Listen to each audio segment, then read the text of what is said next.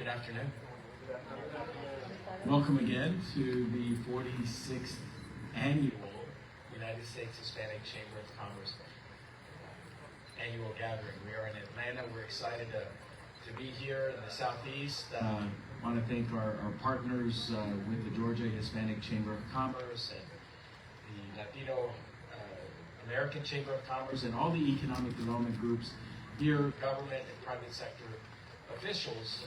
We have a great set of 3 days. I hope everybody's had a great time. I hope everybody good. Thank you. Thank you. We also want to thank our board of directors that are with us, our board secretary Rosa Navarrete and esteemed former board member Mayra Pineda, who in my eye will always be a board member, and all of our chambers. We have an important gathering today to advance the issues that are important to us. We're a bipartisan. We are America's largest business organization that focuses on pro-business issues. My family arrived in 1603 from Spain to South Texas. At that time, it was Spain. Then it became Mexico. Then it became the South. Then it became its own state. Then it was part of France. And we're the United States of America celebrating 250 years. So guess what? We came here 128 years before the British arrived at Plymouth Rock. And we continue to come as recently as today and yesterday. And we're going to continue to grow. We're 20% of the population. And I'm so proud on behalf of our board of directors and our team and all of my partners up here and former chairman of the board of the Hispanic Chamber and leaders of the American Business Immigration Council and other allies. I'm so proud to be here today to say we're advancing forward a concept that is not new, but a concept whose time has arrived to keep growing our economy that has close to 15 million vacant positions and a bad formula for fixing our immigration laws. There's still not a pathway to citizenship. We need workforce to be fixed. We need to do it in a bipartisan way, and we're here to say that we will work with any administration, especially this one, to fix those problems permanently in a bipartisan way. I am so proud as the CEO of the Chamber to say that issues are what drive our issues. We are not a red or blue organization. We are a red, white, and blue organization, and our favorite color is green, which identifies with economic development, commerce, and the $4.1 trillion impact that our 65 million Latinos provide. I have people up here that I do not belong with, that I have so much respect for, and I'm going to introduce our first speaker. He is co-chairman of the Comité de 100. I was honored to be in Washington, D.C. in January with our board members, Yuri Kunza and Jaime de Paulo, and many folks to be there to support him. He's been there for us. He's a past chairman of the United States Hispanic Chamber of Commerce, a business owner. And I know I'm going too long, Sam and Massey, but I am so proud of the work we're doing. We've covered a lot of ground in a short amount of time, but we need your help and we need the media's help to get the message out about bipartisan immigration reform.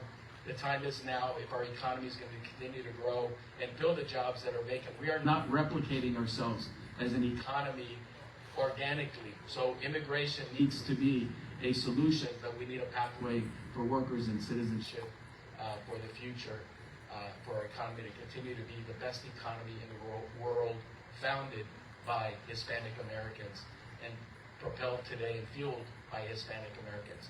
It is my honor at this time to introduce a dear friend. I'm choking up just as I'm getting ready to introduce him.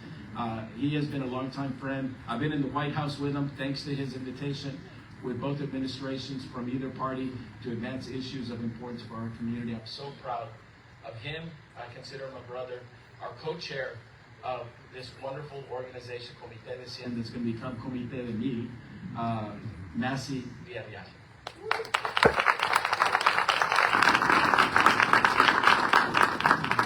Gracias, Ramiro. I wish my mother was here. She talked like that. Felicidades to you, to the board of directors of the USICC, to the corporate sponsors who are here, and to you, Latino business who have advanced the economics of this country.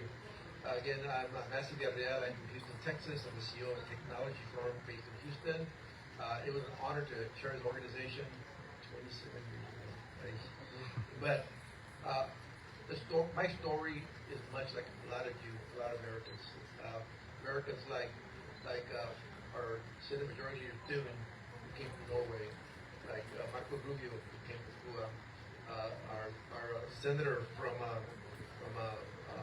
Indiana, Bernie Moreno, Colombiano, and my dad came from Mexico. So we were all part of the American dream. That's where we came. As Sueño Americano, as we came to this country. And what we are, what makes America great, as Ramiro said, our contribution has been $1.4 trillion to the economy. And if we're an economy, we'd be the fifth largest economy in the country. We'd be part of the G7 organization. But today, 63 million Latinos are part of the fabric of America. And we have 36 million Latino voters. It is time that those contributions are taken at value and that we match that with common sense policies like legal work permits, like bipartisan legislation, such as the Dignity Act. So hardworking immigrants can contribute more to our economy. In the recent past, we had a poll by conservatives that showed that 75% of GOP voters support a path to immigration, as well as 85% of Latino voters. So we encourage the president and the Congress to pass permits for hardworking Hispanic immigrants. Ya es tiempo.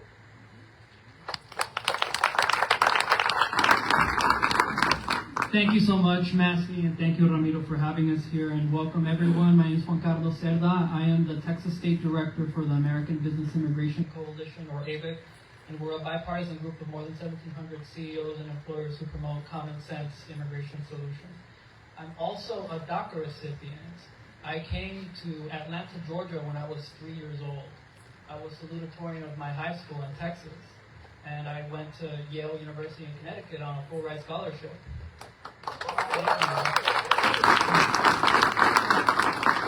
And so our message to the president is very simple. The border is secure.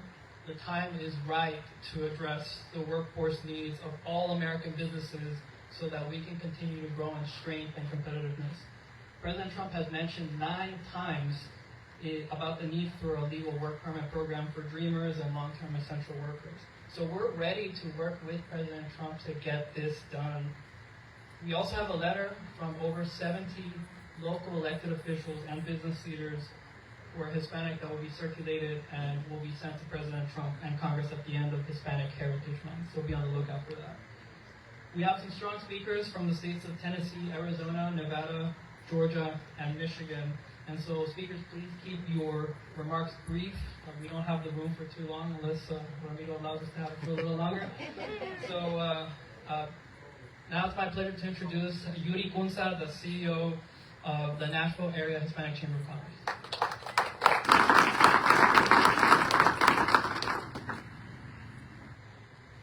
Good afternoon, everybody. My name is Yuri Kunza. I'm President and CEO of the Nashville Area Hispanic Chamber of Commerce and a proud member of the United States Hispanic Chamber of Commerce.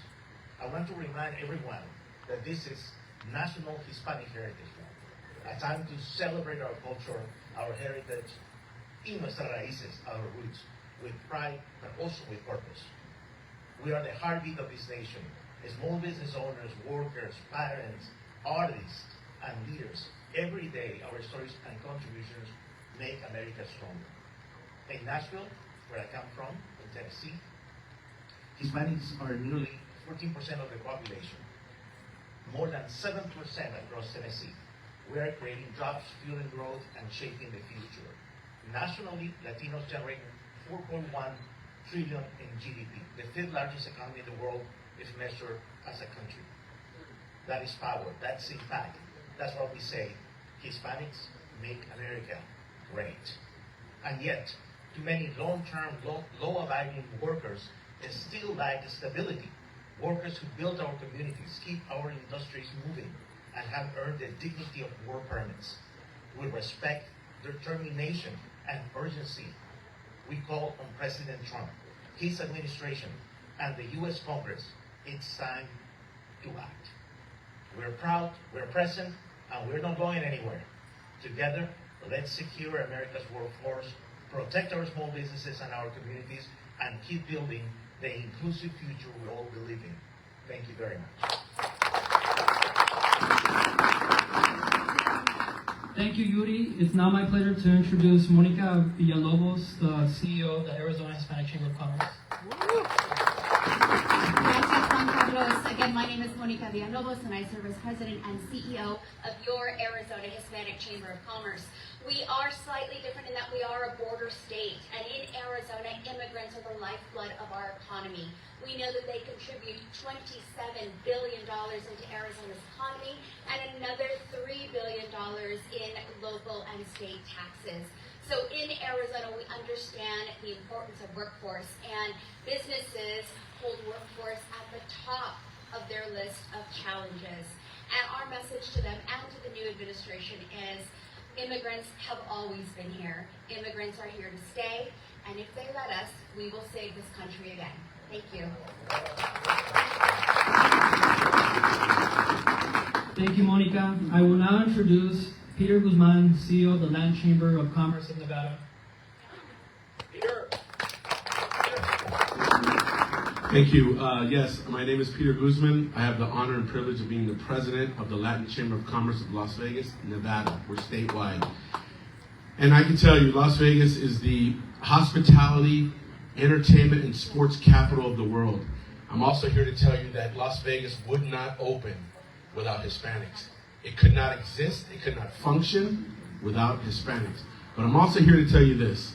I refuse and reject to talk about our people as we are pobrecitos with our hands out, because we are not. Because besides being, because besides keeping Las Vegas open by doing hardworking, good jobs, keeping places clean and open, let me tell you the other side of the story. 3 out of every 5 new businesses opening up in Nevada in the last 6 years has been Hispanic owned. It is thriving beyond imagination. It is criminal to speak about our people in any other way but great Americans contributing to this great country. We pay our taxes, we open businesses, and we create jobs for others. It is long overdue. Yeah.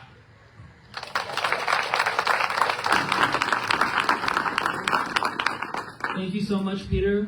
I will now introduce Veronica Maldonado Torres, CEO of the Georgia Hispanic Chamber of Commerce. Buenas tardes. Welcome to Atlanta, Georgia, and thank you for being with us here at the USHCC National Conference. It is an honor to be here, especially at a time like now, to talk about the valiant contributions of our Hispanic business community. I am here to represent the Georgia Hispanic Chamber and the incredible contributions of the 1.1 million Latinos in the state of Georgia. And we have to work hard to strengthen our immigrant workforce to ensure that we are not deemed in any other light than contributors of our society and our economy. If it were not for policies like the Deferred Action for Child of Arrivals, DACA, TPS, or Temporary Protected Status, and others that protect hardworking, long-time residents who are immigrants, our workforce and economy would be at risk. We represent about 11% of the population with a growth of 32% since 2010. There are more than 91,000 Latino-owned businesses here in the state, and Hispanics are playing a key role every single day, driving jobs, innovation, and community resiliency. So, it's important for us to talk about advancing solutions like work permits for long-term, long-abiding workers who've been contributing to our communities for decades. Supporting them not only recognizes their contribution, but strengthens the economy para todos, because we're wearing green and everybody wants to grow together, to build together and bring prosperity to our communities. So, it's not only Georgia that stands to lose if Latino and immigrant workers are pushed out of the labor force. A new analysis by Ford found that a recent proposed immigration policies would drive up the cost of living for every American family by more than $2,100 each year, and by 2028 equal to 3 months of groceries or a year of utility bills. And in Georgia, we would lose an estimated $7.7 billion annually. So we've got to put this system to work for us. We have been working for it. Y adelante los latinos, estamos aquí para contribuir. Muchísimas gracias. Gracias, Veronica. Now it's my pleasure to introduce Mark Moreno, Executive Director of the Michigan Hispanic Chamber of Commerce. Buenas tardes.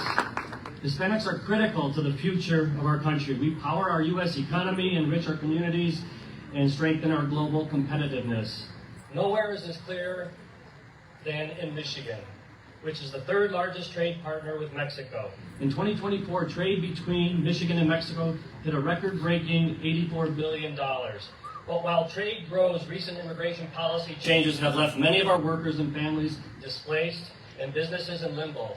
Law-abiding immigrants, people who followed every rule, earned degrees, built careers, bought homes, and paid taxes and had their lives upended as visas were stripped away. For Michigan's employers, the impact is real. Production lines have stalled or have been shut down. With unemployment below 5%, retraining and hiring new talent is both difficult and costly. Small and mid-sized businesses in Michigan are being crushed and can't afford the legal cost of these constant changes, and the H-1B visa fees are locking them out of accessing needed talent altogether. It is time to stop talking about reform and execute the changes necessary. It's time for a bipartisan solution that provides work permits for contributing immigrants to remain in the U.S. and restores stability for American businesses and families. No se puede sin nosotros. It can't be done without us. Thank you.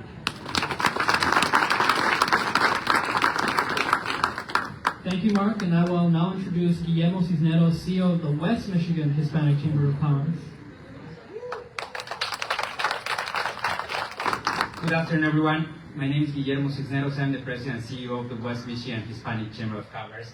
And today I came representing the West Michigan Hispanic Chamber, but also the beautiful part of the West in the state of Michigan.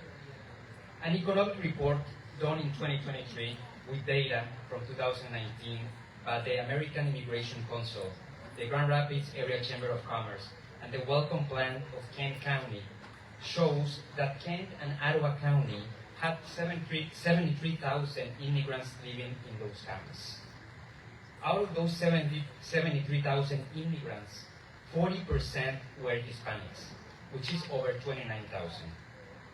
In 2019, the Hispanic residents in Kent County contributed close to $2.3 billion to our local economy in those counties. The Latino community in the state of Michigan is growing significantly. In Grand Rapids, Kent County, and 10 surrounding counties, the Latino community is projected to grow 130% by 2045. It's incredible. In order for us as Hispanics to continue to make these economic contributions, we need the support from the Trump administration for more work permits. If every individual in the country is productive, efficient, and successful, they are allowed to work, the economy will expand and grow, and everyone in the nation will benefit from a growing economy.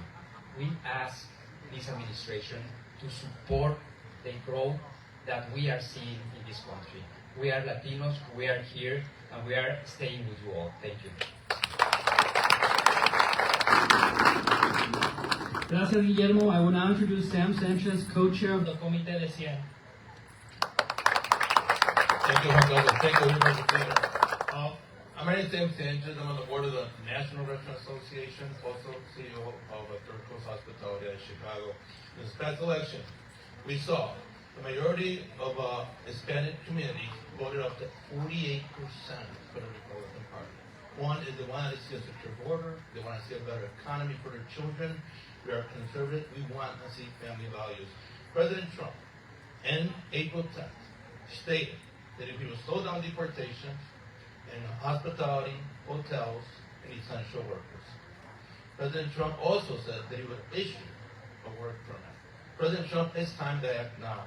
We are now, like our leaders mentioned before, our GDP is $100 billion. $100 billion. The economic growth of the Hispanic community makes this country great. This country relies on workforce. Our workforce has declined 1.4 million workers that left the force just recently. With the growth of continue losing jobs, it puts our country at risk. Our decline of population is going to be negative on 3032. 3032. Knowing that the Hispanic community has lead the growth of the population at 53%. President Trump, we need work permits to continue making our country great. Thank you. And finally, it's my pleasure to introduce John Pacheco, CEO of the Minnesota Hispanic Chamber of Commerce. And yes, we are in Minnesota. I love Minnesota. Actually, my family Came to here one set to work the beef fields in North Dakota, the other to work on the railroad. And that was 100 years ago, in 1920 or 22, I think it was, that they came here. And from that point on, my father ended up working at Honeywell, strong union representative. My mother worked for the Bureau of Engraving, again, union workers that were there. I have two uncles that all went to war. I'm just saying this because people don't, first of all, they don't realize how many Latinos are in Minnesota, and we are the fastest growing in Minnesota. And when you couple that with the fact that we have 16 Fortune 500 companies that have started or rely on our workers, and that's Lifetime, and Best Buy, and Target, and 3M, and Medtronic, and Pentair, and there's a number of others, and they're all at our door knocking it. And when people talk about affirmative action or what we're doing, we don't do anything. If I stood still, they would still be there. And so we're working real hard with the local corporations and their members of the National Hispanic. I come here because I could refresh. I can also meet with my colleagues, and that is the best I get, is that meeting with the colleagues here, because they're trying something new, and we're all feeling this pressure together. And finally, we have a number of businesses. We're a sanctuary city. We have the largest Somali population in the country. We have the largest Hmong population in the country. We have the largest Native population, and all of them are coming together, and all of them feeling this pressure from the policies that are coming out of Washington regarding immigration. And they keep looking at it as if it's an individual family. One person in that individual family just represents a family, but it's a whole family. They're not showing up to the markets. They're not showing up. They're afraid to come out. We have a street called Lake Street that is it's over 300 Latino businesses just on that street. And they feel the pressure already because the families aren't coming in to buy the tortillas for the weekend.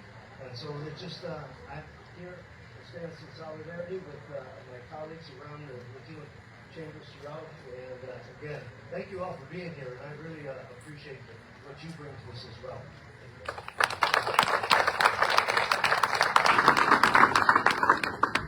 Thank you, John. With $4.1 trillion in spending power and 36 million eligible voters, Hispanics make America great. 83% of Hispanics agree with President Trump's proposal for work permits for farm workers, hotel, and restaurant workers. So we encourage Congress and President Trump to work on this and other solutions. Thank you so much. This concludes our press conference, and for those of you who are videotaping, our speakers are available to take interviews. Thank you so much. Have a good